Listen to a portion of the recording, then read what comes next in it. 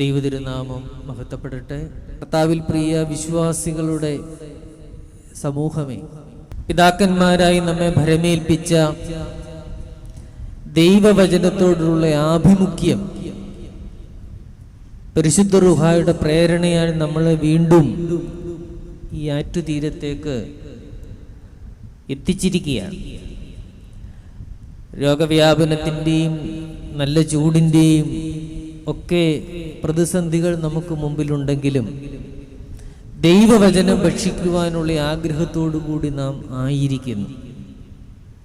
രമ്യാപ്രവചനം 15-ാം അധ്യായം 16-ാമത്തെ വാക്യത്തിൽ പറയുന്നുണ്ട്, ഞാൻ നിന്റെ വചനം കണ്ടെത്തി ഭക്ഷിച്ചിരിക്കുന്നു, അതിൻ്റെ അധരങ്ങൾക്ക് മധുരമായി, എൻ്റെ ഹൃദയത്തിന് സന്തോഷമായി. ഈ നോമ്പ് സമയത്ത് നമ്മൾ ഉപവാസത്തിൽ ആണെങ്കിൽ പോലും സ്വതന്ത്രമായി രുചിയോടെ നമുക്ക് ഭക്ഷിക്കാവുന്ന ദൈവവചനമാകുന്ന ആ വലിയ സദ്യയുടെ മുമ്പിലാണ് നാം ആയിരിക്കുന്നത്. അത് നാം ഭക്ഷിക്കുക മാത്രമല്ല, നമ്മുടെ തലമുറകൾക്ക് കൊടുക്കുക എന്ന വലിയൊരു ഉത്തരവാദിത്വം കൂടി നമുക്കുണ്ട്.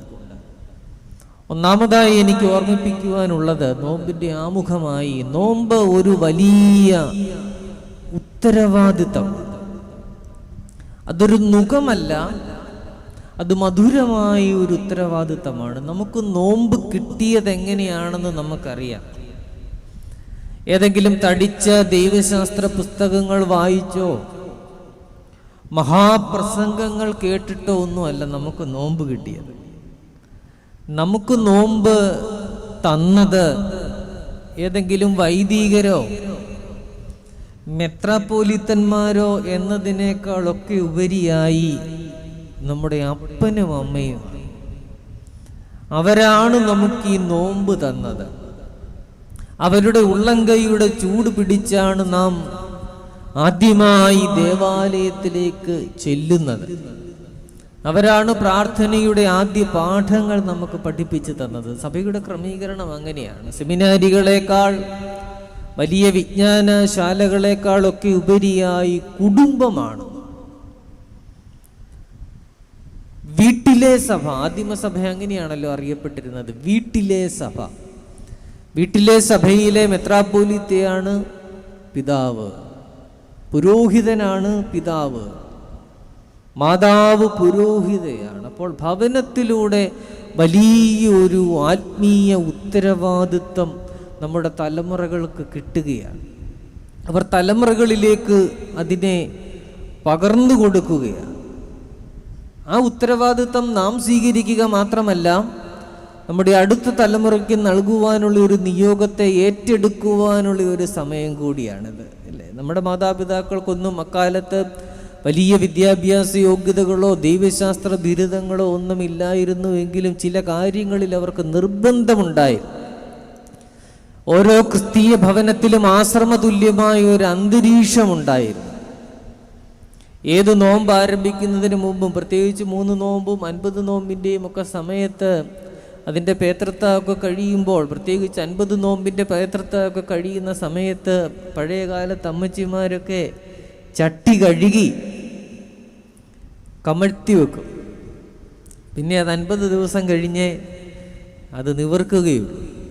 ഇന്നിപ്പോൾ പേതൃത്വമൊക്കെ കഴിയുമ്പോഴും പിന്നെ ഒരാഴ്ചത്തേക്കിനുള്ളത് മിച്ചയിരിക്കുകയാണ്. അതെടുത്ത് കളയാനും പറ്റത്തില്ല, കഴിക്കാനും പറ്റത്തില്ല.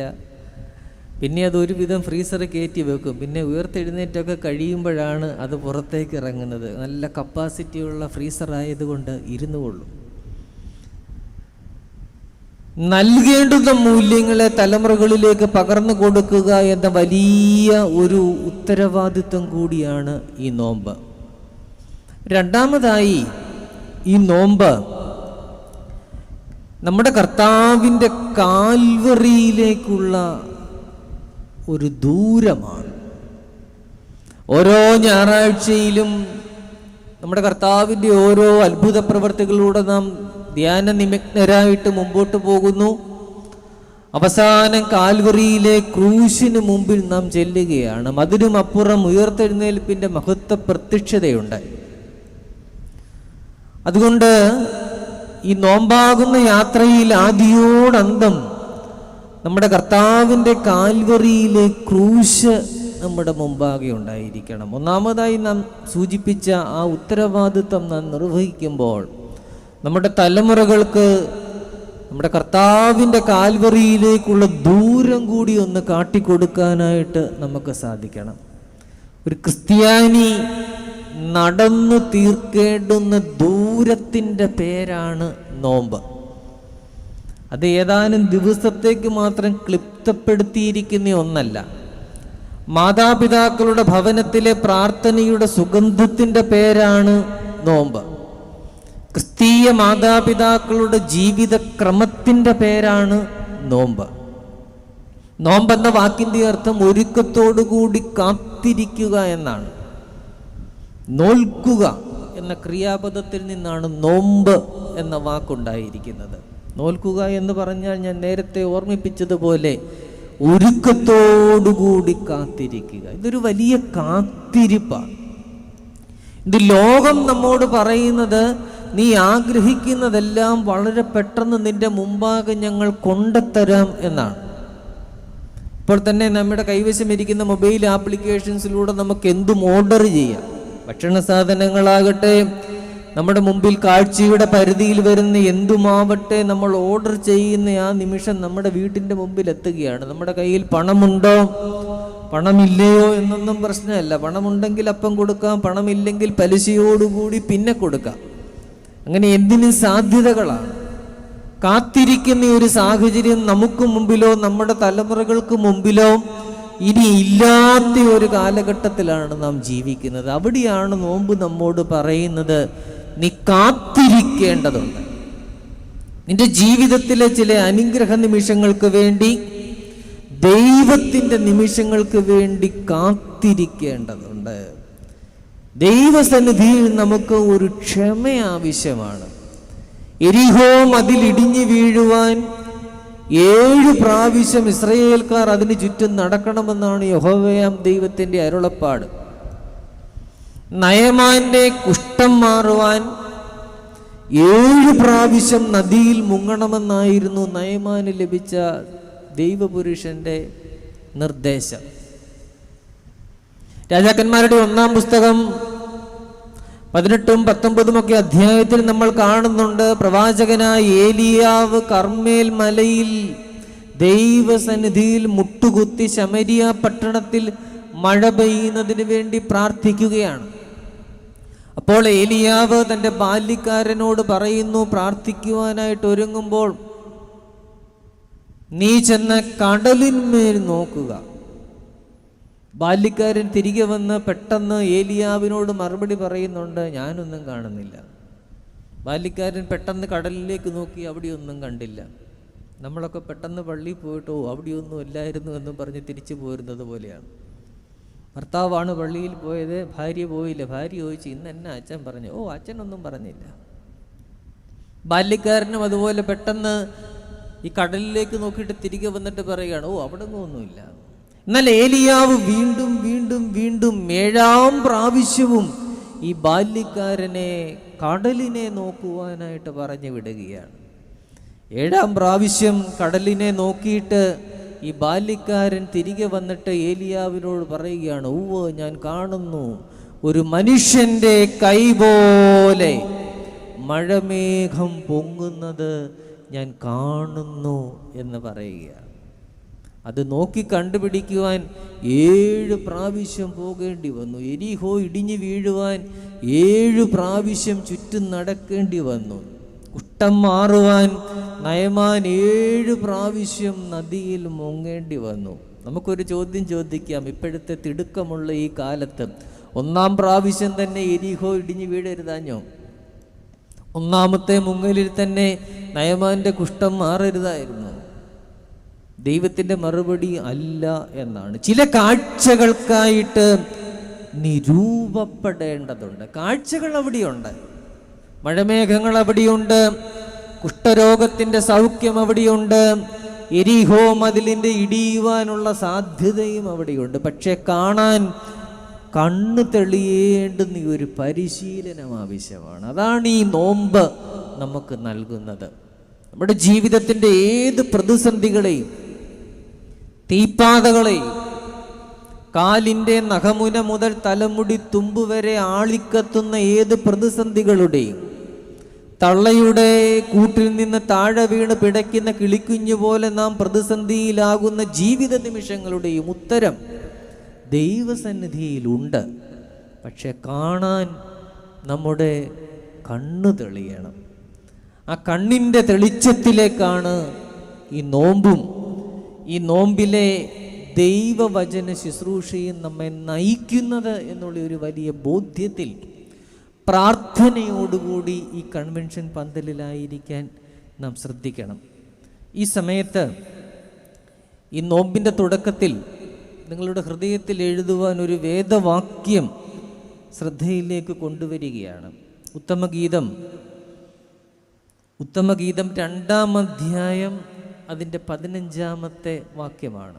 2-ാം അധ്യായം അതിൻ്റെ 15-ാമത്തെ വാക്യം അതിപ്രകാരമാണ്: ഞങ്ങളുടെ മുന്തിരിത്തോട്ടങ്ങൾ പൂത്തിരിക്കയാൽ മുന്തിരിവള്ളി നശിപ്പിക്കുന്ന കുറുക്കന്മാരെ, ചെറുകുറുക്കന്മാരെ തന്നെ പിടിച്ചു തരുവി. ഒരിക്കൽ കൂടി വായിക്കാം. ഞങ്ങളുടെ മുന്തിരിത്തോട്ടങ്ങൾ പൂത്തിരിക്കയാൽ മുന്തിരിവള്ളി നശിപ്പിക്കുന്ന കുറുക്കന്മാരെ, ചെറുകുറുക്കന്മാരെ തന്നെ പിടിച്ചു തരുവി. ഉത്തമഗീതം വിശുദ്ധ വേദപുസ്തകത്തിലെ വളരെ എക്സ്ക്ലൂസീവായിട്ടുള്ള ഒരു പുസ്തകമാണല്ലേ. എപ്പോഴും നാം തുറന്ന് അങ്ങനെ വായിക്കുകയോ അത് സംബന്ധിച്ച് വലിയ പ്രഭാഷണങ്ങൾ നമ്മൾ കേൾക്കുകയോ ചെയ്യാറില്ല. എങ്കിലും സഭാപിതാക്കന്മാർ ഉത്തമഗീതത്തിൻ്റെ കൃത്യമായ വ്യാഖ്യാനം സഭാ പശ്ചാത്തലത്തിൽ നൽകിയിട്ടുണ്ട്. പുറമേക്ക് വായിക്കുമ്പോൾ അതൊരു പ്രണയഗീതമാണെന്ന് നമുക്ക് തോന്നുമെങ്കിലും അതിൽ ഈ കാമുകിയും കാമുകനുമൊക്കെ ഇങ്ങനെ വിഹരിക്കുമെങ്കിലും അതിൻ്റെ ഉള്ളിൽ, അതിൻ്റെ മാംസം തുറന്ന് നാം അകത്തേക്ക് ചെല്ലുമ്പോൾ അതിൻ്റെ അസ്ഥിയിൽ സഭയും നമ്മുടെ കർത്താവും തമ്മിലുള്ള ഒരു വലിയ ബന്ധത്തെയാണ് സഭാപിതാക്കന്മാർ കണ്ടെത്തുന്നത്. അതിലെ മണവാളനെ കർത്താവായും മണവാട്ടിയെ സഭയായിട്ടുമാണ് പിതാക്കന്മാർ ചിത്രീകരിക്കുന്നത്. അങ്ങനെ ആ പശ്ചാത്തലത്തിൽ നാം ഉത്തമഗീതം വായിച്ചു കഴിയുമ്പോൾ ഒരു ഭക്ത ദൈവസന്നിധിയിൽ എങ്ങനെയായിരിക്കണമെന്ന ചോദ്യത്തിൻ്റെ കൃത്യമായ ഉത്തരം നമുക്ക് കിട്ടും. ദൈവത്തോട് ഏത് വിധത്തിലുള്ള ഒരു സ്നേഹവും ഒരു ആഭിമുഖ്യവും ഇൻറ്റിമസിയുമാണ് നമുക്ക് വേണ്ടത്. ഒരു മണവാളന് മണവാട്ടിയോടുള്ള തീവ്രമായ സ്നേഹത്തിൻ്റെ, മണവാട്ടിക്ക് മണവാളനോടുള്ള ആഭിമുഖ്യത്തിൻ്റെ ആ ഒരു വലിയ തലത്തിലേക്ക് ഉത്തമഗീതം നമ്മളെ കൊണ്ടുപോവുകയാണ്. ഉത്തമഗീതം ശലോമോൻ രചിച്ചിരിക്കുന്നു. അത് എബ്രായ ഗീതങ്ങളാണ്. യഹൂദ ഭവനങ്ങളിൽ വിവാഹത്തിൻ്റെ തലേനാൾ സന്ധ്യയിലും വിവാഹ ദിനങ്ങളോടനുബന്ധിച്ചും ചെറുപ്പക്കാർ ഒരുമിച്ച് കൂടും. ചെറുപ്പക്കാരികളുമൊക്കെ ഇങ്ങനെ ഒരുമിച്ച് കൂടിയിരുന്ന് പാട്ടുപാടും. അത് പ്രണയഗീതങ്ങളാണ്. അങ്ങനെ പാടുന്ന പാട്ടുകളാണ് ഉത്തമഗീതത്തിലെ ഓരോ പാട്ടും. അപ്പോൾ വിവാഹസന്ധ്യയിൽ എല്ലാവരും ഇങ്ങനെ ചെറുപ്പക്കാരും പ്രായം ചെന്നവരുമൊക്കെ വട്ടം കൂടിയിരുന്ന് ഒരു കൂട്ടര് ഒരു സ്റ്റാൻസ പാടും, മറു സ്റ്റാൻസ പാടും. അങ്ങനെ ആഹ്ലാദകരമായി സന്തോഷകരമായി അവർ ആ വിവാഹ സന്ധികളെ ആഘോഷിക്കും. അന്ന് ചെറുപ്പക്കാർക്കും ചെറുപ്പക്കാരികൾക്കുമൊക്കെ അവരുടെ സ്നേഹത്തെ ഒന്ന് ആഘോഷിക്കാനായിട്ട് ഇത്രയും വരെയൊക്കെ പോകാൻ പറ്റുള്ളൂ. കൂടി വന്നാൽ 2 പാട്ട് പാടും. ഇന്നത്തെ അവസ്ഥയൊക്കെ നമുക്കറിയാമല്ലോ. അതുകൊണ്ട് ആ ഒരു അർത്ഥത്തിൽ വേണം നാം ഉത്തമഗീതത്തെ കാണാൻ. അവരെ ആവിഷ്കരിക്കുകയാണ്. അവരുടെ സ്നേഹത്തെ, അവരുടെ ബന്ധങ്ങളുടെ തീവ്രതയെ, കുടുംബ ബന്ധങ്ങളുടെ കെട്ടുറുപ്പിനെ ആവിഷ്കരിക്കുന്ന ഒരു ഗാനമാണ് ഈ വിശുദ്ധ വേദപുസ്തകത്തിലെ ഉത്തമഗീതം. അതിലെ ഒരു വാക്യമാണ് ഞാൻ നിങ്ങളെ ഓർമ്മിപ്പിച്ചത്. അതിലൊരു കൂട്ടർ പാടുകയാണ്: ഞങ്ങളുടെ മുന്തിരിത്തോട്ടങ്ങൾ പൂത്തിരിക്കയാൽ മുന്തിരിവള്ളി നശിപ്പിക്കുന്ന കുറുക്കന്മാരെ, ചെറുകുറുക്കന്മാരെ തന്നെ പിടിച്ചു തരുവീൻ. ഈ വേദഭാഗത്തിന് നമ്മുടെ സഭാജീവിതത്തിൻ്റെ പശ്ചാത്തലത്തിൽ അനേകം പ്രതിധ്വനികളുണ്ട്. നോമ്പെടുക്കുന്ന ഒരു ക്രിസ്ത്യാനിയെ സംബന്ധിച്ച് അവൻ്റെ സഭാജീവിതം നോമ്പുകാലത്തൊരു മുന്തിരിത്തോട്ടം പൂക്കുന്നത് പോലെ ഫലപ്രദമാകുന്ന കാലഘട്ടമാണ്. അതിൻ്റെ ഏറ്റവും വലിയ സൂചന വിശുദ്ധ നോമ്പിലെ ഒന്നാമത്തെ ഞായറാഴ്ച തന്നെ നമുക്ക് ലഭിക്കുന്നുണ്ട്. കാനാവിലെ കല്യാണ വീട്ടിൽ മുന്തിരി വീഞ്ഞ്, പച്ചവെള്ളം മുന്തിരി വീഞ്ഞായി മാറുന്ന വലിയ അത്ഭുതം പ്രഘോഷിച്ചുകൊണ്ടാണ് നോമ്പ് തുടങ്ങുന്നത്. പിന്നീട് നോമ്പിൽ ആദ്യോടന്തമുള്ള പാട്ടുകളിലും വായനകളിലും എല്ലാം മുന്തിരിത്തോട്ടം കടന്നു വരുന്നുണ്ട്. മുന്തിരിത്തോട്ടം നട്ടുണ്ടാക്കി കാട്ടുമുന്തിരിങ്ങി അത്ര കായ്ച്ചത്. നമ്മൾ പാടുന്നുണ്ട്, വാഴ്വിൻ മുന്തിരീൻ കുലയ ചക്കിലമർത്തി യൂതന്മാർ രുചി നോക്കിയതില്ല. അങ്ങനെ അനേകം മുന്തിരിയുടെ പരാമർശങ്ങൾ, വീഞ്ഞിൻ്റെ പരാമർശങ്ങൾ ഈ നോമ്പുകാലത്തും നോമ്പുകാലത്തല്ലാതെയുള്ള സഭാ ശുശ്രൂഷകളിലും കടന്നു വരുന്നുണ്ട്. മുന്തിരിത്തോട്ടം പൂത്തിരിക്കുന്ന കാലമാണ്. കഴിഞ്ഞ ഞായറാഴ്ചയിലെ പഴയ നിയമം വായന ശ്രദ്ധിച്ചവർക്കറിയാം, നോഹയെക്കുറിച്ച് അവിടെ വായിച്ചു. നോഹ പ്രളയശേഷം ഒരു മുന്തിരിത്തോട്ടം നട്ടുണ്ടാക്കി, വീഞ്ഞു കുടിച്ചു, വസ്ത്രം മാറിക്കിടന്നു എന്നാണ് പറയുന്നത്. നമുക്ക് ആ ഭാഗം അറിയാം. നോഹ എന്തോ തങ്കപ്പെട്ട മനുഷ്യനായിരുന്നില്ലേ? ചുറ്റും സമൂഹം പരിഹസിച്ചപ്പോഴും ഏകാഗ്രചിത്തനായി ദൈവം തന്നെ നിയോഗത്തെ പൂർത്തീകരിച്ച് പ്രളയകാലത്തിന് വേണ്ടി പെട്ടകം പണിത നോഹ. പക്ഷേ ആ നോഹയ്ക്ക് എന്താണ് സംഭവിക്കുന്നത്? നോഹയ്ക്ക് പ്രളയശേഷം ഒരു മുന്തിരിത്തോട്ടം നട്ടുണ്ടാക്കുന്നതിനും അതിൻ്റെ അനുഭവം എടുക്കുന്നതിനും കാലമായപ്പോൾ വീഞ്ഞു കുടിച്ച് വസ്ത്രം മാറിക്കിടന്നു. തൻ്റെ മക്കളുടെ മുമ്പാകെ തൻ്റെ നഗ്നത അനാവൃതമായി. മനുഷ്യന് സംഭവിക്കാവുന്ന വലിയൊരു വീഴ്ചയുടെ കാഴ്ചപ്പാടാണ് ഇവിടെ പറയുന്നത്. ഒരു വലിയ ആത്മീയ ഉന്നതിയിൽ നിന്ന് കുടുംബത്തിൻ്റെ മുമ്പാകെ വസ്ത്രം മാറിക്കിടക്കേണ്ടുന്ന, നഗ്നത അനാവൃതമാകുന്ന ജീവിതാനുഭവങ്ങളുടെ കൂപ്പുകുത്തലിലേക്ക് വീണു പോകുന്ന നോക്ക. മനുഷ്യൻ ഇങ്ങനെയാണ്. മനുഷ്യനെ പുറമേക്ക് നോക്കുമ്പോൾ രണ്ടു കാലിൽ നടന്നു പോകുന്ന ഒരു ജീവി എന്ന് മാത്രമേ ഭൂമിയിലെ മറ്റു ജീവജാലങ്ങൾക്കൊക്കെ ഉള്ളൂ. ഇരുകാലിൽ നടക്കുന്ന ഒരു ജീവി ഇല്ലേ? പാറ്റയെക്കുറിച്ച് പറയുന്നത്, ശാസ്ത്രജ്ഞന്മാർ അതിൻ്റെ കാർബൺ ഡേറ്റിംഗ് നടത്തിയപ്പോൾ, കാലഗണന നടത്തിയപ്പോൾ അതിന് 5.5 ലക്ഷം വർഷം പഴക്കമുള്ള ഒരു പഴയ പാറ്റയുടെ ഫോസിൽ കിട്ടി. 5.5 ലക്ഷം വർഷം. എന്നാൽ മനുഷ്യൻ്റെ ഇന്ന് ലഭ്യമായിരിക്കുന്ന ഏറ്റവും പഴയ മൃതദേഹത്തിൻ്റെ കാലാവധി പരിശോധിച്ചപ്പോൾ പോലും 50,000 വർഷമേ പഴക്കമുള്ളൂ. അതിൽ പഴയ ഒരു മൃതദേഹം നമുക്ക് കിട്ടിയിട്ടില്ല ശാസ്ത്രജ്ഞന്മാർക്ക്. അതിനർത്ഥം അതിനു മുമ്പ് മനുഷ്യനില്ലായിരുന്നു എന്നൊന്നുമല്ല, പക്ഷേ കിട്ടിയിട്ടില്ല.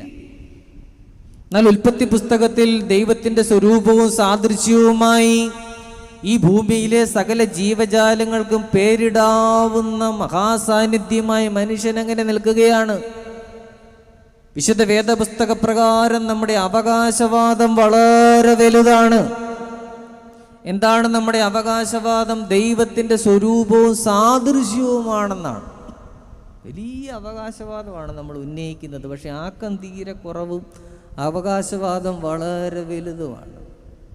ഡാർവിൻ പറയുന്നത് പരിണമിച്ചുണ്ടായ ഒരു ജീവിയാണ് മനുഷ്യനെന്നാണ്.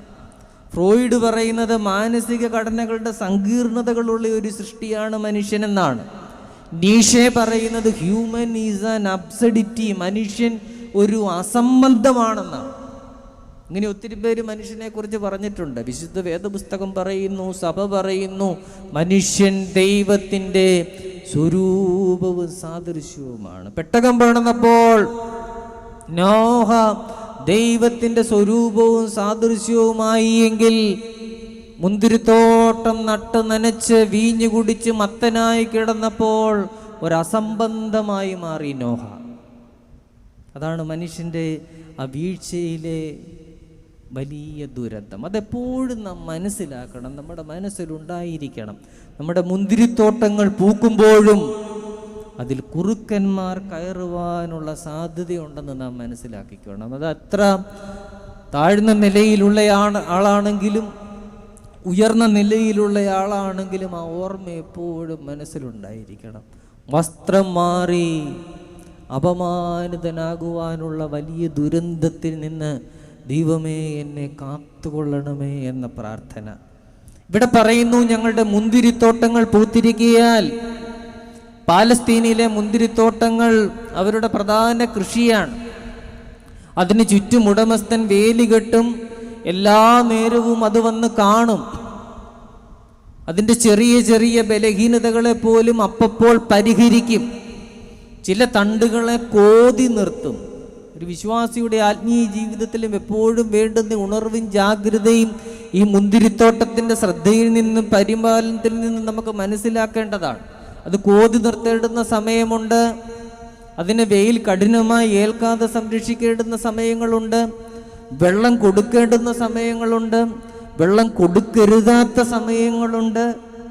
നമ്മുടെ സഭയിലും പിതാക്കന്മാർ അങ്ങനെയാണ് പെരുന്നാളുകളും നോമ്പുള്ള സമയങ്ങളും നോമ്പില്ലാത്ത സമയങ്ങളും ഉപവാസത്തിൻ്റെ സമയങ്ങളും എല്ലാം ക്രമീകരിച്ചിരിക്കുന്നത്. ഈ പാലസ്തീനിലെ മനോഹരമായ മുന്തിരിത്തോട്ടത്തിൻ്റെ ഒരു വലിയ പ്രതിസന്ധിയാണ് കുറുക്കന്മാരുടെ ആക്രമണം. ഈ കുറുക്കന്മാരെന്താണ് ചെയ്യുന്നത്? അവർ പതുങ്ങി പതുങ്ങി മുന്തിരിത്തോട്ടത്തിന് ചുറ്റും നടക്കും. അതാണ് കുറുക്കന്മാരുടെ കാര്യം. കാട്ടിലാണെങ്കിലും ഒരു കുറുക്കൻ ഒരു പ്രത്യേകതയുണ്ട്. കാട്ടിൽ കുറുക്കൻ്റെ സ്ഥാനം എന്താണ്? കാട്ടിലെ രാജാവാരാണ്? നമ്മുടെ ബാലരമയിലൊക്കെ വായിക്കാറില്ലേ? കാട്ടിലെ രാജാവാരാണ്? സിംഹമാണ്. സിംഹത്തിൻ്റെ മന്ത്രി ആരാണ്? കുറുക്കൻ. എങ്ങനെയാണ് കുറുക്കൻ സിംഹത്തിൻ്റെ മന്ത്രിയായത്? കുറുക്കന് ബുദ്ധിയാണ്. നല്ല ബുദ്ധിയല്ല, കുഴിഞ്ഞ ബുദ്ധിയാണ്, കൂർമ്മ ബുദ്ധിയാണ്. സിംഹം തിന്നതിൻ്റെ ബാക്കിയാണ് കുറുക്കൻ തിന്നുന്നത്. ഹേരോദാവ് എന്ന വാക്ക് അതിൻ്റെ അർത്ഥം തോലുകൊണ്ടുണ്ടാക്കിയതെന്നാണ്. നമ്മുടെ കർത്താവായ യേശുക്രിസ്തു ഹേരോദാവിനെ വിളിക്കുന്നത്, നിങ്ങൾ പോയി ആ കുറുക്കനോട് പറയൂ എന്നാണ്. തിന്നതിൻ്റെ മിച്ചം തിന്നുവാൻ മടിയില്ലാത്ത കുടിലതകളുടെ ആ രൂപമാണ് കുറുക്കൻ. നമ്മുടെ ആത്മീയ ജീവിതത്തിലും എപ്പോഴും നാം ശ്രദ്ധിക്കേണ്ടുന്ന ഒരു കാര്യമാണ്. അത് നമുക്ക് ചുറ്റും എപ്പോഴും ഉണ്ട്. ഇവിടെ ഈ പാലസ്തീനിലെ മുന്തിരിത്തോട്ടത്തിന് ചുറ്റും കുറുക്കന്മാരിങ്ങനെ വന്ന് പതുങ്ങിയിരിക്കും. ഉത്തമ ഗീതകാരൻ പറയുകയാണ്, മുന്തിരിത്തോട്ടം നശിപ്പിക്കുന്ന കുറുക്കന്മാരെ ഒരു കോമ ഇട്ടിട്ട് വീണ്ടും പറയുകയാണ്, ചെറു കുറുക്കന്മാരെ തന്നെ പിടിച്ചു തരുവീ. അപ്പോൾ ഈ കുറുക്കന്മാരിൽ തന്നെ ചെറു കുറുക്കന്മാരുണ്ട്. ഇവരെന്താണ് ചെയ്യുന്നത്? ഇവർ ഈ മുന്തിരിത്തോട്ടത്തിന്റെ വേലിക്കിടയിലൂടെ നൂഴ്ന്ന് കയറും. ദേ ഇൻട്രൂഡ്. അവർ നൂഴ്ന്ന് കയറും. അറിയത്തില്ല നമ്മുടെ ആത്മീയ ജീവിതമാകുന്ന, പ്രാർത്ഥനാ ജീവിതമാകുന്ന, നോമ്പുപവാസങ്ങളാകുന്ന, കുടുംബത്തിലെ സമാധാനാന്തരീക്ഷമാകുന്ന മുന്തിരിത്തോട്ടത്തിലേക്ക് അതിൻ്റെ സുരക്ഷിതമായ വേലികൾക്കിടയിലൂടെ കടന്നു കയറുന്ന ചെറു കുറുക്കന്മാരെ പലപ്പോഴും നമുക്ക് തിരിച്ചറിയാനാവാതെ പോകുന്നു എന്നതാണ് ഈ കാലത്തെ വലിയൊരു ആത്മീയ പ്രതിസന്ധി. കുറുക്കൻ കയറിയാൽ പ്രശ്നങ്ങളാണ്. നെഹമ്യാവിന്റെ പുസ്തകത്തിൽ നെഹമ്യാവ് മതിൽ പണിയുന്ന സമയത്ത് സൻബല്ലത്തും തോബിയാവും കൂടി പറയുന്നുണ്ട്, ഒരു കുറുക്കൻ കയറിയാൽ ഇവരുടെ കന്മതിൽ ഇടിഞ്ഞു വീഴും.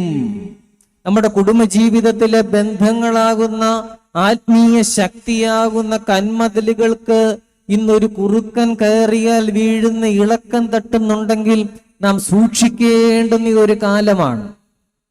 ഈ ചെറു കുറുക്കന്മാരെന്താണ് ചെയ്യുന്നത്? അവർ ഉടമസ്ഥൻ അറിയാതെ മുന്തിരിത്തോട്ടത്തിന്റെ വേലിത്തലപ്പുകൾക്കിടയിലൂടെ അതിനുള്ളിൽ നൂഴ്ന്ന് കയറും. ഇതെല്ലാം ഇങ്ങനെ പടർന്ന് പന്തലിച്ച് നിൽക്കുകയല്ലേ? നല്ല തഴപ്പാണ്, നല്ല പച്ചപ്പാണ്. ഈ ഇലകൾക്കിടയിൽ ഒളിച്ചിരിക്കും, അറിയത്തില്ല.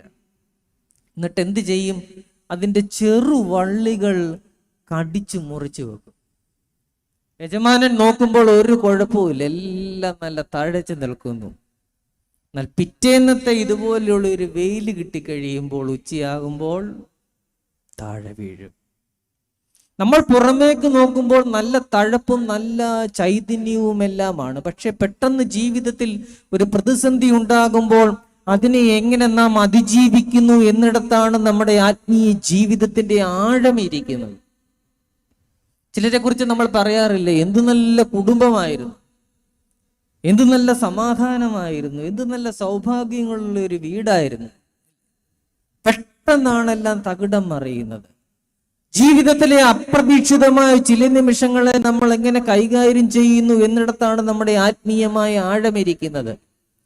ഇന്നലെ വരെ നമ്മുടെ മേശമേലുണ്ടായിരുന്ന വിഭവസമൃദ്ധമായ ഭക്ഷണം പെട്ടെന്നൊരു ദിവസം നമ്മുടെ മേശയിൽ ഇല്ലാതെ വരുമ്പോൾ, ഇന്നലെ വരെ നമുക്ക് സ്നേഹിതരായിരുന്നവർ നമുക്ക് സ്നേഹിതർ അല്ലാതായി മാറുമ്പോൾ, പെട്ടെന്നൊരു നിമിഷം എൻ്റെ ജീവിതത്തിലേക്ക് കടന്നു വരുമ്പോൾ അതിനെ നമ്മൾ അതിജീവിക്കുന്നത് എങ്ങനെയാണ് എന്നുള്ള ചോദ്യം വളരെ പ്രസക്തമാണ്.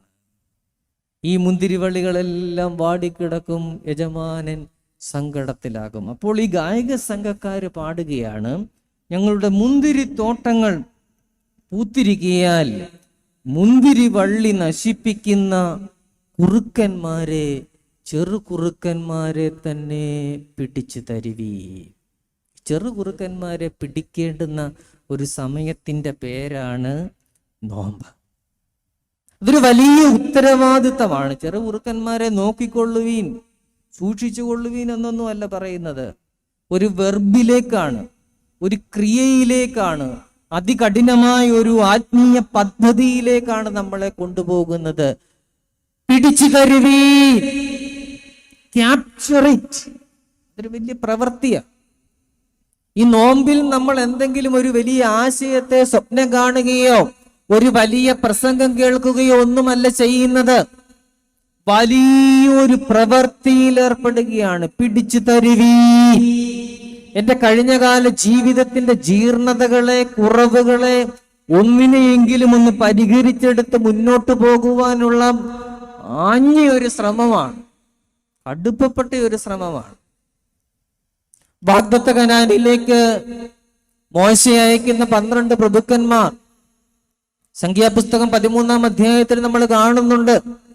അവർ കനാൻ ദേശം ഒറ്റുനോക്കിയതിന് ശേഷം 2 പേർ കൂടി ചേർന്ന് ഒരു വലിയ മുന്തിരിക്കുല ചുമന്നുകൊണ്ട് മോശയുടെ മുമ്പാകെ വെച്ചു. അതുവരെ അവർക്ക് സംശയമായിരുന്നു, നമ്മൾ കനാനിൽ ചെല്ലുമോ? ഈ വയസ്സിന് ഈ മരുഭൂമിയിലൂടെ ഞങ്ങളെ എങ്ങോട്ടാണ് കൊണ്ടുപോകുന്നത്? അതിലൊക്കെ മോശെ വേദനിപ്പിച്ച ഒരു പ്രയോഗമുണ്ടായിരുന്നു, ഞങ്ങൾ മിസ്രൈമിലായിരുന്നെങ്കിൽ ഫറവോന്റെ ഇറച്ചിക്കലങ്ങളിലെ ആ ഇറച്ചിക്കറിക്ക് എന്ത് രുചിയായിരുന്നു. ഈ വയസ്സൻ ഞങ്ങളെ മരുഭൂമിയിലൂടെ എങ്ങോട്ടാണ് കൊണ്ടുപോകുന്നത്? ആ സംശയം തീർക്കാൻ വേണ്ടിയാണ് 12 പ്രഭുക്കന്മാരെ 12 ഗോത്രങ്ങളിൽ നിന്നും തിരഞ്ഞെടുത്ത് മോശ കനാൻ നാട്ടിലേക്ക് അയക്കുന്നത്. നൂന്റെ മകനായ യോശുവ ഉൾപ്പെടെ 12 പേര്. അവർ പോയി ഈ മുന്തിരിക്കുലയുമായി, വലിയ കനാന്റെ അനുഭവ സമൃദ്ധിയെ വ്യക്തമാക്കുന്ന വലിയ മുന്തിരിക്കുലയുമായി മോശയുടെ മുമ്പാകെ വെച്ചിട്ട് പറയുകയാണ്, നീ ഞങ്ങളെ അയച്ച ദേശത്തേക്ക് ഞങ്ങൾ പോയി. ഞങ്ങളുടെ പിതാവേ, നീ ഞങ്ങളെ ഒരു ദേശത്തേക്ക് അയച്ചില്ലേ, അവിടേക്ക് ഞങ്ങൾ പോയി. അത് പാലും തേനും ഒഴുകുന്ന ദേശം തന്നെ, അതിലെ മധുരഫലങ്ങളിതാ.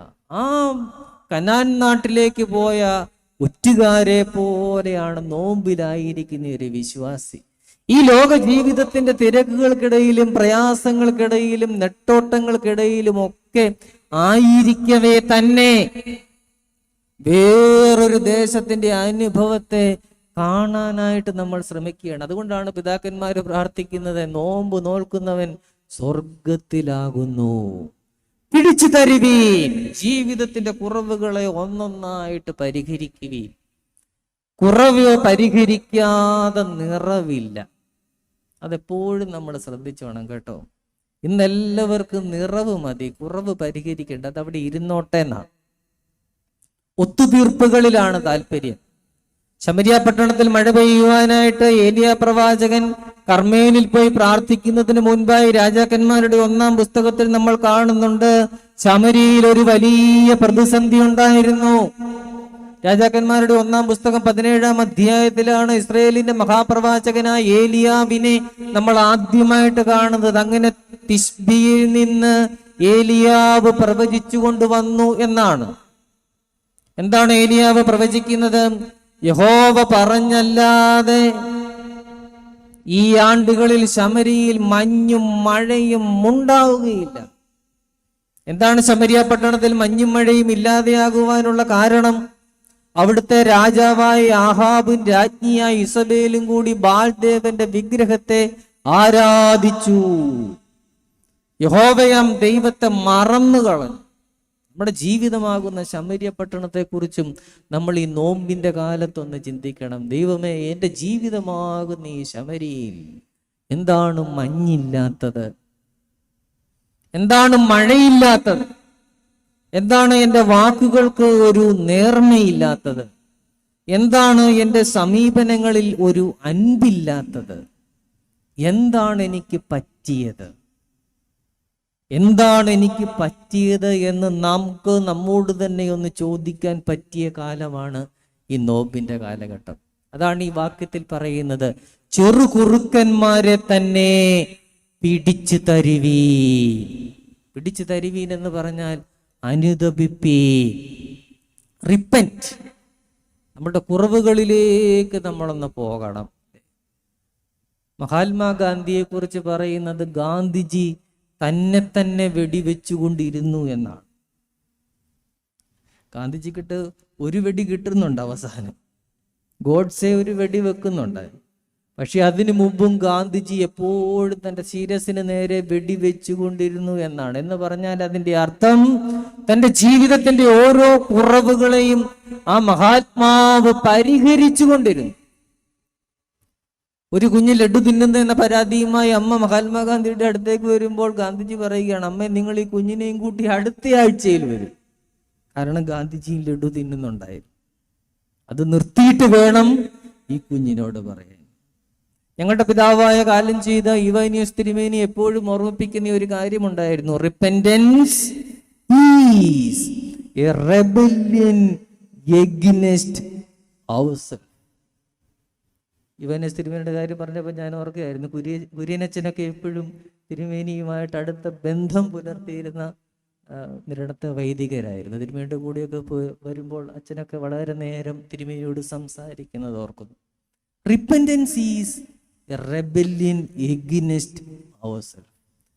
അനുതാപമെന്ന് പറയുന്നത് അത് നമുക്ക് നേരെ നമ്മൾ നടത്തേണ്ടുന്ന ഒരു വെടിവെക്കലാണ്, ഒരു വിപ്ലവമാണ്. ഇന്ന് കേരളീയരെ സംബന്ധിച്ച് വിപ്ലവത്തിനൊക്കെ വലിയ കാൽപ്പനികമായ പരിവേഷമാണ് അല്ലേ. കുറച്ച് സ്ഥലവും വസ്തുവും ഉണ്ടെങ്കിൽ അവനെ ബൂർഷ എന്ന് വിളിക്കും. എവിടെയെങ്കിലും അധ്വാനിച്ച് 4 കാശുണ്ടാക്കി 10 ചാക്ക് സിമെന്റ് മേടിച്ച് വെച്ചൊരു കട തുടങ്ങിയാൽ അവൻ മുതലാളിയായി. അവനെ പിന്നെ പൂട്ടിക്കെട്ടിക്കുന്ന വിപ്ലവമല്ല, പ്രത്യയശാസ്ത്രപരമായ വിപ്ലവമല്ല വിപ്ലവം. ആത്മീയ ജീവിതത്തിൽ തനിക്ക് നേരെ നടത്തുന്ന തീക്ഷ്ണമായ വിമർശനങ്ങളുടെ പേരാണ് വിപ്ലവം. അത് മറ്റാർക്കെങ്കിലും നേരെ നടത്തുന്നതിന് മുമ്പായി നാം നമുക്ക് നേരെ നടത്തേണ്ടതാണ്. എൻ്റെ ജീവിതത്തിലെ കുറവുകളെ ഒന്ന് അഴിച്ചു വെക്കുവാനുള്ള സമയം. എൻ്റെ ആത്മീയ ജീവിതമാകുന്ന മുന്തിരിത്തോട്ടത്തെ നശിപ്പിക്കുന്ന ചെറു കുറുക്കന്മാരെ പിടിച്ചു കെട്ടുവാനുള്ള സമയം. എൻ്റെ ആത്മീയ ജീവിതം എന്ന് ഫലപ്രദമാണ്. ഞാൻ ഈ വെള്ളിയാഴ്ചയിലും ഈ ചൂടത്തും ഈ കൺവെൻഷനിൽ വന്നിരിക്കുന്നുണ്ട്. You are okay. നിങ്ങളുടെ മുന്തിരിത്തോട്ടങ്ങൾ പൂത്തിരിക്കുന്നു. അല്ലെങ്കിൽ ഒരു വെയിലത്ത് ഇവിടെ വന്നിരിക്കേണ്ട കാര്യമില്ല. മുന്തിരിത്തോട്ടങ്ങൾ പൂത്തിട്ടുണ്ട്, പക്ഷെ തോട്ടത്തിൽ കുറുക്കനുണ്ടോ? അത് കയറിയിട്ടുണ്ടോ? അത് നമ്മുടെ ജീവിതാനുഭവങ്ങളുടെ ഇളം തലപ്പുകളെ കടിച്ചു മുറിച്ച് വെച്ചിട്ടുണ്ടോ എന്നുള്ള ഒരു നോട്ടം വളരെ പ്രസക്തമാണ്. 3 ചെറു കുറുക്കന്മാരെ കുറിച്ച് ഓർപ്പിച്ച് ഞാൻ അവസാനിപ്പിച്ചു കൊള്ളാം. ഒന്നാമതായി, നമ്മുടെ ആത്മീയ ജീവിതത്തെ ഇല്ലായ്മ ചെയ്യുന്ന ഒരു ചെറു കുറുക്കനാണ് പ്രാർത്ഥനാരഹിതമായ ജീവിതം, പ്രാർത്ഥനയില്ലാത്ത ജീവിതം. നമ്മളെല്ലാം നമ്മളുടെ പരിവേഷങ്ങളിൽ വളരെ പൂർണ്ണരായിരിക്കും. മറ്റുള്ളവർ നോക്കുമ്പോൾ ക്രിസ്ത്യാനിയാണ്, പള്ളിയിൽ പോകുന്നുണ്ട്, കാര്യങ്ങളെല്ലാം വളരെ സ്വാഭാവികമായിട്ട് പോകുന്നു. പക്ഷെ പ്രാർത്ഥനയുണ്ടോ? അതാണ് പ്രധാന ചോദ്യം. വിശുദ്ധ മത്തായിയുടെ സുവിശേഷം 20-ാമത്തെ അധ്യായത്തിൽ എരിഹോവിലെ കുരുടന്മാരെ കുറിച്ച് നാം വായിക്കുന്നുണ്ട്. അവിടെ നാം കാണുന്നു, എരിഹോവിലെ കുരുടന്മാർ യേശു തമ്പുരാൻ നടന്നു പോകുന്നത് കേട്ടു. എന്താണ് കേൾക്കുന്നത്? കാഴ്ചയില്ല. യേശു തമ്പുരാന്റെ പ്രബോധനം, ശിഷ്യന്മാരുടെ നിർദ്ദേശങ്ങൾ, പുരുഷാരത്തിന്റെ ആരാവാരം അതിങ്ങനെ കടന്നു പോകുകയാണ്. അതൊരു വിശ്വാസിയുടെ ആത്മീയ ജീവിതത്തിന്റെ ഒന്നാമത്തെ പടിയാണ്, കേൾവി. യേശു ഇങ്ങനെ കടന്നു പോവുകയാണ്. നമ്മളും പലപ്പോഴും ആ ഒന്നാം പടിയിലാണ്. എവിടെയൊക്കെയോ ചില കാര്യങ്ങൾ നമ്മൾ കേൾക്കുന്നുണ്ട്, എന്തിലൊക്കെയോ നമ്മൾ പങ്കുകൊള്ളുന്നുണ്ട്. ഏതാണ്ടൊക്കെ ഒരു രൂപം നമുക്കുണ്ട്. എരിഹോവിലെ കുരുടന്മാർക്കും അതുണ്ടായിരുന്നു. അവർ യേശു കടന്നു പോകുന്നത് കേട്ടു. പിന്നെ എന്താണ് ചെയ്തത്? അവർ രണ്ടാമത്തെ പടിയിലേക്ക് പ്രവേശിച്ചു. എന്തായിരുന്നു രണ്ടാമത്തെ പടി? അവരുടെ കേൾവിയെ അവർ പ്രാർത്ഥനയാക്കി തീർത്തു. നാം പോകേണ്ടുന്ന രണ്ടാമത്തെ ഒരു പടിയാണ്. കേൾക്കുന്നത് നല്ലതാണ്, എന്നാൽ കേൾവിക്ക് യാതൊരു പഞ്ഞവും ഇല്ല, അല്ലേ? കേൾവിക്ക് എന്തെങ്കിലും പഞ്ഞമുണ്ടോ? ഇല്ല. ഇനി ഇവിടെ കൺവെൻഷൻ ഇല്ലെങ്കിലും നമുക്ക് പ്രശ്നമില്ല. എന്താണ്? നമ്മുടെ ഫോണോ ചാനലോ ഒന്ന് ഓണാക്കിയാൽ മതി. എന്തുമാത്രം പ്രസംഗമാണ്! അച്ഛന്മാരിങ്ങനെ വരി വരിയായിട്ട് വന്ന് പ്രസംഗിക്കുകയാണ്. ഓർത്തഡോക്സിലെ വേണോ, മർത്തോമയിലെ വേണോ, കത്തോലിക്കൽ അച്ഛന്മാർ വേണോ, എന്ത് പ്രസംഗമാണ് വേണ്ടത്? കേൾവിക്ക് യാതൊരു പഞ്ഞവുമില്ല. കേൾവിയുടെ വലിയ സൗകര്യം എന്താണ്? കേട്ടുകൊണ്ട് തന്നെ പഴയ പണി തുടരാമെന്നാണ്. നമ്മൾ കേട്ടുകൊണ്ട് പാചകം ചെയ്യുന്നു, കേട്ടുകൊണ്ട് മുറ്റമടിക്കുന്നു, കേട്ടുകൊണ്ട് വീട്ടിലെ കാര്യങ്ങളിലെല്ലാം ഇടപെടുന്നു. കേൾവി നമ്മുടെ പ്രവൃത്തികളെ തടസ്സപ്പെടുത്തുന്നില്ല. അതൊരു വലിയ പ്രശ്നം കൂടിയാണ്. കേൾവിയെ പ്രാർത്ഥനയാക്കി രൂപാന്തരപ്പെടുത്തുക എന്നുള്ളതാണ്. എരിഹോവിലെ കുരുടന്മാർ രണ്ടാമത്തെ പടിയിലേക്ക് പ്രവേശിച്ചു. അവർ എന്ത് പ്രാർത്ഥിച്ചു? യേശുവേ, ദാവീദ് പുത്ര, ഞങ്ങളോട് കരുണ ചെയ്യണമേ. ഒരു പ്രാർത്ഥന അവരുടെ അധരങ്ങളിൽ നിന്ന് ഉയരുകയാണ്. കണ്ണ് കാണാൻ പാടില്ലായിരുന്നെങ്കിലും പ്രാർത്ഥിക്കാൻ നാവ് പൊങ്ങുമായിരുന്നു. അതുകൊണ്ട് അവർ ആ വലിയ പ്രാർത്ഥന ദൈവസന്നിധിയിൽ ഉയർത്തി. രണ്ടാമത്തെ പടി. അപ്പോൾ പ്രാർത്ഥനയുടെ ഒന്നാമത്തെ പടി അത് ഗ്രഹണത്തിന്റെ, കേൾവിയുടെ പടിയാണ്. രണ്ടാമത്തെ പടി ദൈവസന്നിധിയിലുള്ള അർത്ഥന. അപ്പോൾ എന്താണ് മറുപടി കിട്ടുന്നത്? ഉടനെ തന്നെ മറുപടി അങ്ങ് കിട്ടുകയാണോ? വഴക്കാണ്, തടസ്സപ്പെടുത്തലുകളാണ്. ഗുരു കടന്നു പോകുമ്പോഴാണോ പാതയോരത്ത് കിടന്ന് ഈ പിച്ചക്കാരൊക്കെ ബഹളം വെക്കുന്നത് എന്നുള്ള വലിയ തടസ്സങ്ങളാണ്. പ്രാർത്ഥനയിൽ പെട്ടെന്ന് നമുക്ക് മറുപടി കിട്ടണമെന്നില്ല, ചിലപ്പോൾ തടസ്സങ്ങളായിരിക്കാം. ദേവാലയത്തിലേക്ക് പോകുമ്പോൾ ആദ്യം നമ്മളെ തടയുന്നത് ഒരുപക്ഷെ നമ്മുടെ അയൽപക്കംകാരായിരിക്കില്ല, നമ്മുടെ വീട്ടുകാരായിരിക്കും. കർത്താവ് തന്നെ പറയുന്നുണ്ട്, ഒരുത്തൻ്റെ ശത്രുക്കൾ അവൻ്റെ ഭവനക്കാർ തന്നെയാകുന്നു എന്ന്. ആ ഭവനക്കാരെന്ന് പറയുന്നത് നമ്മുടെ ഭർത്താവിനെയും ഭാര്യയല്ല കേട്ടോ, നമ്മുടെ ഹൃദയമാകുന്ന ഭവനത്തിലെ ചിന്തകളെ കൂടിയാണ് നമ്മുടെ കർത്താവ് സൂചിപ്പിക്കുന്നത്. അവൻ്റെ ഭവനക്കാർ. അവിടെ ഈ കുരുടന്മാർ നിരാശപ്പെടുന്നില്ല, അവർ അവരുടെ അർത്ഥന നിർത്തുന്നില്ല. അവരെന്ത് ചെയ്തു? അവർ മൂന്നാമത്തെ പടിയിലേക്ക് കയറി. എന്തായിരുന്നു മൂന്നാമത്തെ പടി? അവർ അധികമായി നിലവിളിച്ചു. അതാണ് ഒരു വിശ്വാസിയുടെ ജീവിതം. എത്രമാത്രം മാറ്റി നിർത്തലുകൾ ഉണ്ടായാലും, എത്രമാത്രം നിരാശയുടെ അനുഭവങ്ങൾ എൻ്റെ ഭവനത്തിലും എൻ്റെ ജീവിത മണ്ഡലങ്ങളിലും ഉണ്ടായാലും, എൻ്റെ നിലവിളിയെ ഞാൻ അധികമായ നിലവിളിയാക്കി മാറ്റും. അവർ അധികമായി നിലവിളിച്ചു, യേശുവേ, ദാവീദ് പുത്ര, ഞങ്ങളോട് കരുണ ചെയ്യണമേ. മൂന്നാമത്തെ പടിയിൽ എന്താണ് സംഭവിക്കുന്നത്? യേശു നിന്നു. യേശു തമ്പുരാൻ എപ്പോഴെങ്കിലും നമ്മുടെ ജീവിതത്തിന് നേരെ ഒന്ന് തിരിഞ്ഞ് നിന്നിട്ടുണ്ടോ? അവിടെയാണ് നമ്മുടെ ജീവിതത്തിലെ അത്ഭുതം നടക്കുന്നത്. വിശുദ്ധ മത്തായിയുടെ സുവിശേഷം 20-ാം അധ്യായത്തിലെ അത്ഭുതം യേശു കുരുടന്മാരുടെ കണ്ണ് സൗഖ്യമാക്കിയതല്ല, യേശു നിന്നു. നിന്റെ ജീവിതത്തിന് നേരെ തിരിഞ്ഞവൻ നിൽക്കുന്ന നിമിഷമാണ് നിന്റെ ജീവിതത്തിലെ അത്ഭുതം. എന്നിട്ട് യേശു ചോദിക്കുകയാണ്, ഞാൻ നിനക്ക് എന്ത് ചെയ്യണം? കുരുടന്മാര് പറയുകയാണ്, ഞങ്ങൾക്ക് കാഴ്ച കിട്ടണം. അധികമായ നിലവിളി, അവസാനത്തെ സാധ്യതയും കടന്നു പോവുകയാണ്, അവസാനത്തെ വൈദ്യനും കടന്നു പോവുകയാണ്. ഇനി ഒരു വൈദ്യൻ വരാനില്ല, ഇനി ഒരു സൗഖ്യം തരാനില്ല. അവർക്കറിയാം അവസാന നിമിഷമാണ്. യേശു അവരോട് ചോദിക്കുന്നു, ഞാൻ നിങ്ങൾക്ക് എന്ത് ചെയ്തു തരണം? ഗുരു, ഞങ്ങൾക്ക് കാഴ്ച കിട്ടണം. പിന്നെ അത്ഭുതം ഒറ്റ വരിയിൽ തീരുകയാണ്. യേശു അവരുടെ കണ്ണ് തൊട്ട് സൗഖ്യമാക്കി. അതാണ് പ്രധാന കാര്യമെങ്കിൽ അതിനെക്കുറിച്ച് തന്നെ ഒരു പാരഗ്രാഫ് കൂടെ താഴെ വേണ്ടതായിരുന്നു. പക്ഷെ അത്ഭുതം ഒറ്റ വരിയിൽ ഒതുങ്ങുകയാണ്. അത്ഭുതത്തിന് മുമ്പ് നടക്കുന്നതാണ് അത്ഭുതം. അത്ഭുതത്തിനുള്ളിലെ അത്ഭുതത്തെ തിരിച്ചറിയുവാൻ നമുക്ക് സാധിക്കണം. മുത്തിനുള്ളിലെ ചിപ്പി എടുക്കണം. വിശുദ്ധ വേദപുസ്തകം നമുക്ക് അതാണ് തരുന്നത്. അല്ലാതെ ഒരു അത്ഭുത പ്രവൃത്തി കൂടി ഞാൻ വായിച്ചു എന്ന ദീർഘനിശ്വാസത്തോടെ വേദപുസ്തകം അടച്ചു വെക്കുകയല്ല. എൻ്റെ ജീവിതമാകുന്ന എരിഹോ പാതയിൽ അതിങ്ങനെ സംഭവിക്കണം. അതുകൊണ്ട് നമ്മുടെ ആത്മീയ ജീവിതത്തെ പ്രാർത്ഥനാ നിർഭരമാക്കുവാൻ നമുക്ക് സാധിക്കണം. ഓരോ നിമിഷവും നാം പ്രാർത്ഥിക്കണം. ഒരു വിശ്വാസിക്ക് പ്രാർത്ഥിക്കാവുന്ന അതിമനോഹരമായ പ്രാർത്ഥനയാണ് യെരിഹോവിലെ കുരുടന്മാർ നമ്മളെ പഠിപ്പിക്കുന്നത്. യേശുവേ, ദാവീദ് പുത്ര, പാപിയായി എന്നോട് കരുണ ചെയ്യണമേ. അതിന് നമുക്ക് വലിയ യാമങ്ങളൊന്നും വേണ്ട, വലിയ ഒരുക്കങ്ങളൊന്നും വേണ്ട. ഞാൻ വാഹനം ഓടിച്ചു കൊണ്ടിരിക്കുമ്പോൾ, എൻ്റെ ഭവനത്തിൽ ഞാൻ ആയിരിക്കുമ്പോൾ, എൻ്റെ ഔദ്യോഗിക മേഖലയിലായിരിക്കുമ്പോൾ, യേശുവേ, ദാവീദ് പുത്ര, പാപിയായി എന്നോട് കരുണ ചെയ്യണമേ. അപ്പോൾ പ്രാർത്ഥനയില്ലാത്ത, പ്രാർത്ഥനാരഹിതമായ നമ്മുടെ ജീവിതത്തിലെ നിമിഷങ്ങൾ നമ്മുടെ ആത്മീയ ജീവിതത്തെ നശിപ്പിക്കുന്ന ചെറുകുറുക്കന്മാരാണ്. ഒന്നാമതായി അത് തിരിച്ചറിയുക. രണ്ടാമതായി, നമ്മുടെ ആത്മീയ ജീവിതമാകുന്ന മുന്തിരിത്തോട്ടത്തെ നശിപ്പിക്കുന്ന ചെറുകുറുക്കൻ വചനം വായനയിലുള്ള നമ്മുടെ അലംഭാവമാണ്.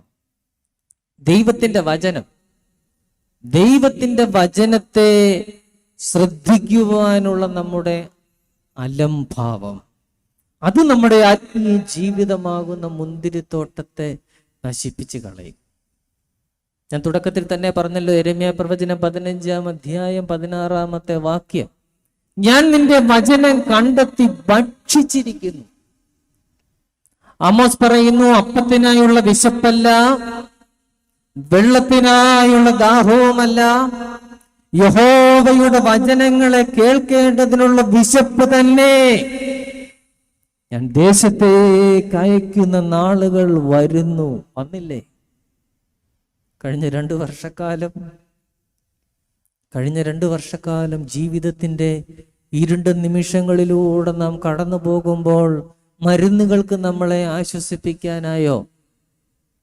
വാക്സിനുകൾക്ക് നമ്മളെ ആശ്വസിപ്പിക്കാനായോ? ഒരു വാക്സിൻ എടുത്തപ്പോൾ നമുക്ക് ഒരു സർട്ടിഫിക്കറ്റ് കിട്ടി, അതൊരു ഡിഗ്രി സർട്ടിഫിക്കറ്റ് ആയിരിക്കും ഇല്ലേ? രണ്ടാമത്തെ വാക്സിൻ എടുത്തു കഴിഞ്ഞപ്പോൾ നമുക്ക് PGയുടെ സർട്ടിഫിക്കറ്റ് കിട്ടി, അതെല്ലാം ഫോണിലുണ്ട്. ഇനിയിപ്പോൾ മൂന്നാമത്തെ വരുന്നു, ഇപ്പം ഡോക്ടറേറ്റ് കിട്ടും. എന്നിട്ടും ഇതിന് വല്ല കുറവുണ്ടോ? അത് മാറുന്ന സമയത്ത് അങ്ങ് മാറും. ജീവിതത്തിന്റെ ഇരുണ്ട നിമിഷങ്ങളിൽ ഇനി എന്തെന്നറിയാത്ത നിമിഷങ്ങളിൽ നമ്മൾ ആയിപ്പോയില്ലേ? നാം സ്വരുക്കൂട്ടിയതെല്ലാം നമ്മുടെ കൺമുമ്പിൽ കൂടി ഇങ്ങനെ ഒഴുകിപ്പോകുന്നത് നാം കണ്ടില്ലേ? പക്ഷെ ദൈവത്തിന്റെ വചനത്തിന് ജീവിതത്തിന്റെ അഭിശപ്ത നിമിഷങ്ങളിൽ നമ്മളെ ആശ്വസിപ്പിക്കാനാകും. വചനം വായിക്കുന്ന ഒരു ഭവനം പാറമേൽ പണിത ഭവനം പോലെ നിലനിൽക്കും. നെഹമ്യാ പുസ്തകത്തിൽ എസ്രാ ശാസ്ത്രി യെരൂശലേമിന്റെ മതിലുകളെല്ലാം പണിത് അടച്ചുറപ്പുള്ളതാക്കിയതിനു ശേഷം നെഹമ്യാവും എസ്രാ ശാസ്ത്രിയും എല്ലാവരും കൂടി ചേർന്ന് പുരുഷാരത്തെ വിളിച്ചു വരുത്തി ഇസ്രായേൽ മക്കളെല്ലാം വന്നു നിന്നു. എസ്രാ ശാസ്ത്രി ന്യായപ്രമാണം തുറന്ന് വചനം വായിച്ചു. ജനമെല്ലാം എഴുന്നേറ്റ് നിന്നു. ഉച്ചവരെ അവരുടെ പാപങ്ങളെ അവർ ഏറ്റുപറഞ്ഞു. ജനമെല്ലാം കരഞ്ഞു. ജനമെല്ലാം കരഞ്ഞു.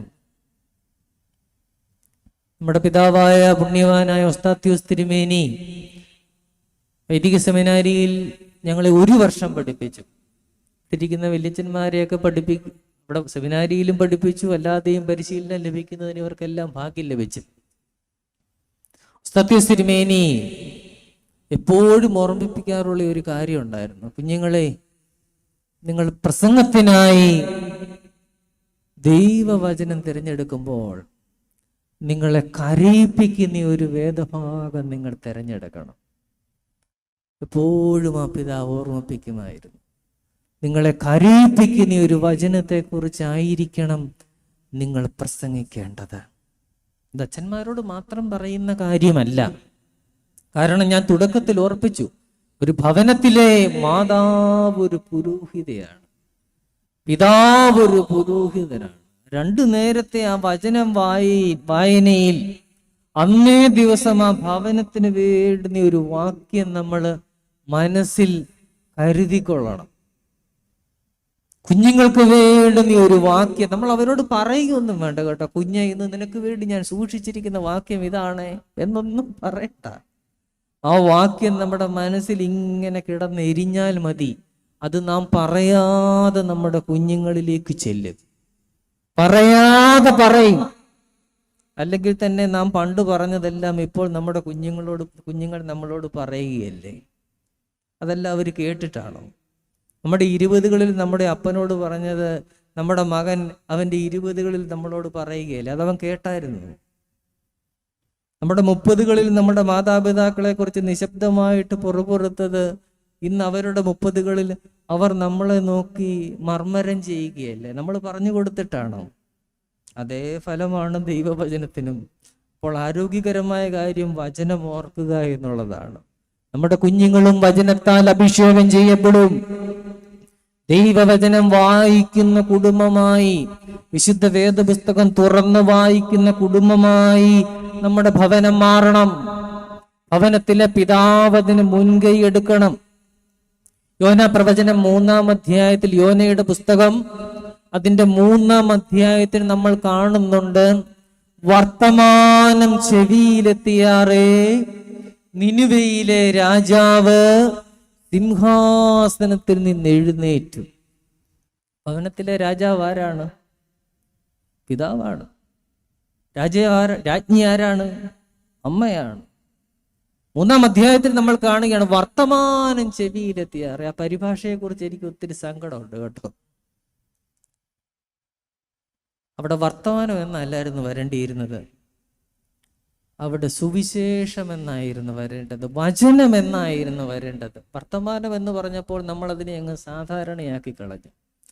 യോന പ്രവചനത്തിന്റെ മൂലഭാഷയിൽ, ഹീബ്രു ഭാഷയിൽ, ആ വർത്തമാനം എന്ന സ്ഥാനത്ത് ഉപയോഗിച്ചിരിക്കുന്ന പദം ദാബാർ എന്നാണ്. ദാബാർ എന്ന് പറയുന്ന എബ്രായ പദം വെറും ദാബാർ എന്നല്ല ഉപയോഗിച്ചിരിക്കുന്നത്, ഹ ദാബാർ എന്നാണ്. ഹ എന്ന് പറയുന്ന ചീച്ചിദ എന്ന ഒരു ആർട്ടിക്കിൾ കൂടി ചേർത്തിട്ടുണ്ട്. ദ വേർഡ്, ദൈവവചനം. വർത്താനല്ല, ദൈവവചനം, സുവിശേഷം, യോനയുടെ സുവിശേഷം, ദൈവത്തിന്റെ സുവിശേഷം. യോനയിലൂടെ നിനിവയിലെ രാജാവിന്റെ ചെവിയിലെത്തിയാറേ. രാജാവ് സിംഹാസനത്തിൽ നിന്ന് എഴുന്നേറ്റ് തന്റെ രാജവസ്ത്രം നീക്കിവെച്ച് രട്ടുടുത്തു, വെണ്ണീറിലിരുന്നു, ഉപവാസം പ്രഖ്യാപിച്ചു. നിനിവയിലെ ആടും മാടും മൃഗവും മനുഷ്യനും കുഞ്ഞും മേയരുത്, വെള്ളം കുടിക്കരുത്. അതായിരുന്നു രാജാവിന്റെ നിർദ്ദേശം. നോമ്പിൽ നാം ഏറ്റവും ശ്രദ്ധിക്കേണ്ടുന്ന ഒരു കാര്യമാണ് മേയരുത്. മേയരുത്. എന്താ ഈ മേയുക എന്ന് പറഞ്ഞാൽ?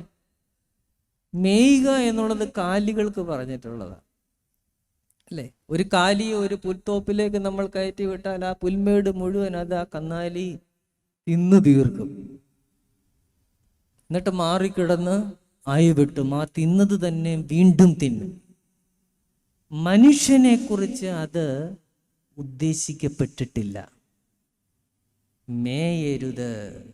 ഇന്ന് സോഷ്യൽ മീഡിയയിലൊക്കെ നമ്മൾ കാണുന്നത് ഒരു വല്ലാത്ത മേച്ചിലാണ്. കേറിയക മേയുകയാണ്. നമുക്ക് ഒരു അല്പം വിരോധമുള്ള ഒരു വ്യക്തിയാണെങ്കിൽ, അല്ലെങ്കിൽ അവൻ അത്രയ്ക്ക് അങ്ങോട്ട് പോകണ്ട എന്ന് വിചാരമുള്ള ഒരു വ്യക്തിയാണെങ്കിൽ, ഒരിരയായിട്ട് അവൻ നമ്മുടെ മുമ്പിൽ വീണ് കഴിഞ്ഞാൽ പിന്നെ കേറി ഒരു മേലാണ്. മേയുക എന്നുള്ളത് ആത്മീയ ജീവിതത്തിൻ്റെ അച്ചടക്കമല്ല. നിനിവയിലെ രാജാവ് നിനിവയിലെ ജനങ്ങളോട് പറയുകയാണ്, മേയരുത്, വെള്ളം കുടിക്കരുത്.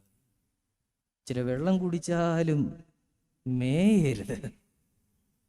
അത് നമ്മുടെ ജീവിതത്തിൽ നാം പ്രത്യേകമായിട്ട് സൂക്ഷിക്കേണ്ടത് ഒരു കാര്യമാണ്. അത്യാർത്തി, മറ്റുള്ളവരെ ഇല്ലായ്മ ചെയ്ത് കളയുവാനുള്ള തീഷ്ണമായ അഭിനിവേശം, അത് ഈ സഭാതലത്തിൽ നമ്മൾ അടുത്തിടെ കണ്ടു. കുടുംബ ബന്ധങ്ങളിൽ കാണുന്നു, സാമൂഹിക ബന്ധങ്ങളിൽ കാണുന്നു. ഇല്ലാതാക്കി കളയുവാൻ, അല്ലേ? ഒരുവനെ വാക്കുകൊണ്ട് കൊല്ലുന്നതിനേക്കാൾ ശക്തമായി, വാളുകൊണ്ട് കൊല്ലുന്നതിനേക്കാൾ ശക്തമായി വാക്കുകൊണ്ട് കൊല്ലാനാവും. ഇതൊക്കെ നാം നമ്മുടെ ചുറ്റുവട്ടങ്ങളിൽ ഇങ്ങനെ കാണുകയാണ്. നിനിവയിലെ രാജാവ് സുവിശേഷം കേട്ടു. അപ്പോൾ സത്യത്തിൽ യോനയുടെ പുസ്തകത്തിലെ പ്രധാന കഥാപാത്രം യോനയല്ല കേട്ടോ. പലപ്പോഴും നമുക്ക് അങ്ങനെ തോന്നും. യോനയുടെ പുസ്തകത്തിലെ പ്രധാന കഥാപാത്രം നിനിവയിലെ രാജാവാണ്. സുവിശേഷം കേട്ടയാൾ നിനിവയിലെ രാജാവാണ്. മാറ്റം വന്നത് നിനിവയിലെ ജനങ്ങൾക്കാണ്. 4-ാം അധ്യായത്തിലും യോന വെയിലത്ത് നിൽക്കുകയാണ്. എങ്ങനെ? ഇന്നലെ കിളുത്ത് ഇന്നുണങ്ങിപ്പോയ ആവണക്കിനെ കുറിച്ച് ദൈവത്തോട് പരാതി പറഞ്ഞ് വെയിലത്ത് നിൽക്കുന്ന ദൈവപുരുഷനെയാണ് യോനയുടെ പുസ്തകം 4-ാം അധ്യായത്തിൽ നമ്മൾ കാണുന്നത്. ആ പുസ്തകം ഒന്ന് നേരെ ചൊവ്വേ അവസാനിപ്പിക്കാൻ പോലും യോനയ്ക്ക് സാവകാശം കിട്ടുന്നില്ല. യോനയുടെ പുസ്തകം അവസാനിപ്പിക്കുന്നത് യഹോവയാം ദൈവം തന്നെയാണ് ഒരു ചോദ്യം ചോദിച്ച്. വിശുദ്ധ വേദപുസ്തകത്തിൽ ഒരു പുസ്തകവും ദൈവം അങ്ങനെ ചോദ്യം ചോദിച്ച് അവസാനിപ്പിക്കുന്നില്ല. അതുകൊണ്ട് സുവിശേഷം നമ്മുടെ ചെവിയിലെത്തുമ്പോൾ, അത് ഈ ധ്യാനത്തിലൂടെ ആകാം, വചന ശുശ്രൂഷയിലൂടെ ആകാം, നമ്മുടെ വായനയിലൂടെ ആവാം. സുവിശേഷം നമ്മുടെ അന്തരംഗത്തിലെത്തുമ്പോൾ നാം നമ്മുടെ ആയിരിക്കുന്ന സിംഹാസനങ്ങളിൽ നിന്നൊന്ന് എഴുന്നേൽക്കണം. നമ്മുടെ വേഷം കെട്ടലുകളെ നമ്മളൊന്ന് കുറെയെങ്കിലും ഒക്കെ ഒന്ന് അഴിച്ചു വെക്കണം. മേയരുത്, വെള്ളം കുടിക്കരുത്. നിർദ്ദിഷ്ടമായ നിർണയിക്കപ്പെട്ടിരിക്കുന്ന നിർദ്ദേശങ്ങളെ, വചനത്തിൻ്റെ നിർദ്ദേശങ്ങളെ നാം പാലിക്കുമ്പോൾ നമ്മുടെ ജീവിതമാകുന്ന മുന്തിരിത്തോട്ടം സംരക്ഷിക്കപ്പെടും.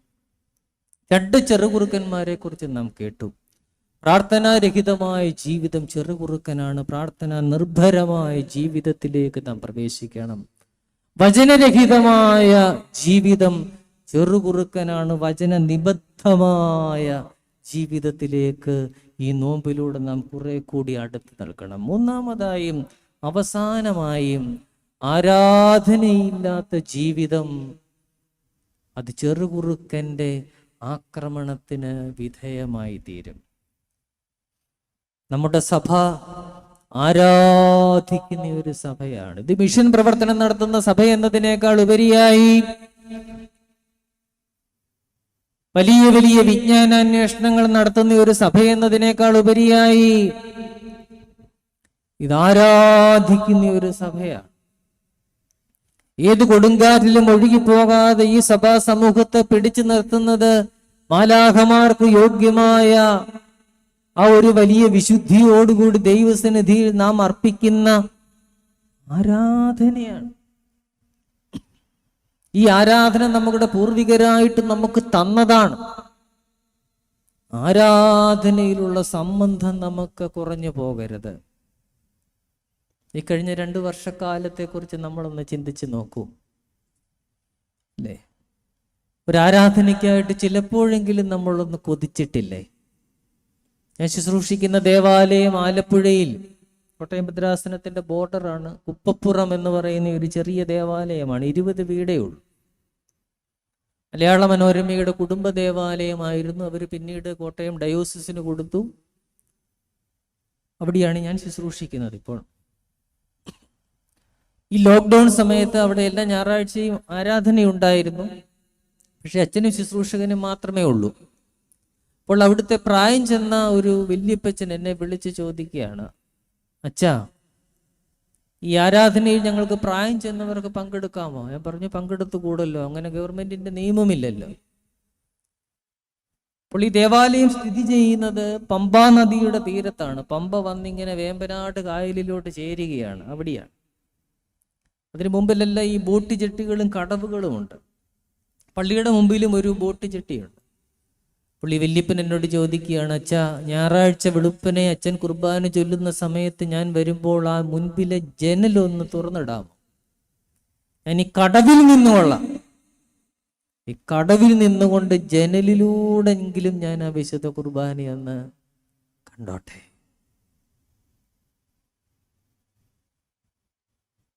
അങ്ങനെ ആഗ്രഹിച്ചവരുമുണ്ട്. ഇതൊരു വലിയ അവസരമായി തീർന്നവരും ഉണ്ട്. ഞാൻ ഓർക്കുകയായിരുന്നു, ലോകത്തിൽ ഒരിടത്ത് മാത്രം വിശുദ്ധ കുർബാന നടക്കുന്ന ഒരു സ്ഥലമേ സഭയിലുള്ളൂ എന്ന് നിങ്ങളൊന്ന് വിചാരിക്കൂ. ഈ സഭയിൽ ഒരിടത്ത് മാത്രമേ വിശുദ്ധ കുർബാന ചൊല്ലാൻ സാധിക്കുള്ളൂ. ഒന്നുകിൽ അത് യെരുശലേമിൽ ചൊല്ലാം, അല്ലെങ്കിൽ കോൺസ്റ്റാന്റിനോപ്പിളിലോ എവിടെയെങ്കിലും ഒരിടത്ത് മാത്രമേ ചൊല്ലാൻ പറ്റത്തുള്ളൂ. നാം എത്രമാത്രം വിശുദ്ധ കുർബാനയ്ക്കായിട്ടൊന്ന് കൊതിച്ചേനെ. എൻ്റെ ദൈവമേ, എൻ്റെ ജീവിതത്തിൽ ഒരിക്കലെങ്കിലും ആ ഒരു കുർബാന നടക്കുന്ന സ്ഥലത്ത് പോയി അതൊന്ന് കാണാൻ എനിക്ക് കഴിഞ്ഞിരുന്നെങ്കിൽ നാം കൊതിച്ചേനെ. ഇന്നത്തെ നമ്മുടെ ജീവിത സാഹചര്യം എന്താണ്? നമ്മുടെ ഈ കല്ലൂപ്പാറ തന്നെ എത്ര പള്ളിയാ? എണ്ണാൻ പറ്റൂ നമുക്ക് മാത്രം. മറ്റ് സഭാവിഭാഗങ്ങളുടേത് വേറെ. ഇത്രമാത്രം പുരോഹിതന്മാർ, ഇത്രമാത്രം ആരാധനാ സാഹചര്യങ്ങൾ, കർത്താവിന്റെ തിരുശരീര രക്തങ്ങൾ അനുഭവിക്കുന്നതിനുള്ള അസുലഭമായ അവസരങ്ങൾ ഈ മഹാമാരിയുടെ കാലത്തും, ഇന്നത് ഒരു പരിധി വരെ ഒന്ന് കുറഞ്ഞുകൊണ്ടിരിക്കുന്ന ഈ കാലത്തും നമുക്ക് മുമ്പാകെ ഒരുക്കപ്പെട്ടിരിക്കുമ്പോൾ ഒരു വിശ്വാസി എന്ന നിലയിൽ ഞാൻ ആ സാധ്യതകളെ എന്തുമാത്രം ഉപയോഗിക്കുന്നു. ഒരു ഞായറാഴ്ച വിശുദ്ധ കുർബാനയിൽ പങ്കെടുത്തില്ലെങ്കിൽ അതെന്നെ വേദനിപ്പിക്കുന്നുണ്ടോ? ദൈവമേ, എൻ്റെ